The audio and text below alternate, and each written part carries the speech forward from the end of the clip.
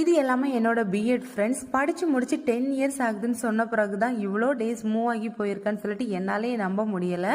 இது ஒரு ஃபங்க்ஷன் தான். என்னோட ஃப்ரெண்டோட பொண்ணுக்கு பேப்டிசம். அந்த ஃபங்க்ஷனுக்கு தான் எல்லாருமே ஒன்று சேர்ந்து மீட் பண்ணியிருந்தோம்.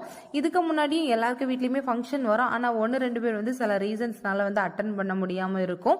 இந்த ஃபங்க்ஷனுக்கு தான் எல்லாருமே ஒன்று சேர்ந்து அட்டன் பண்ணியிருந்தோம். அதுக்காக வேண்டி தான் நான் நாகர்கோயிலுக்கு வந்திருந்தேன். பார்த்தீங்கன்னா ஃபங்க்ஷன் வீட்டில் செம்ம ரகல. கடைசியா சிந்துவோட மேரேஜுக்கு தான் எல்லாருமே அட்டன் பண்ணியிருந்தோம். ஏன்னா அவ தான் எங்க செட்லேயே ஃபர்ஸ்ட் மேரேஜ் பண்ணா. ஸோ அவளோட மேரேஜ்க்கு எல்லாருமே கரெக்டாக அட்டன் பண்ணிட்டோம். அதுக்கு பிறகு உள்ள ஃபங்க்ஷனுக்கு எல்லாருமே சரியா அட்டன் பண்ணல. ஆனால் இதுக்கு எல்லாருமே வந்திருந்தோம்.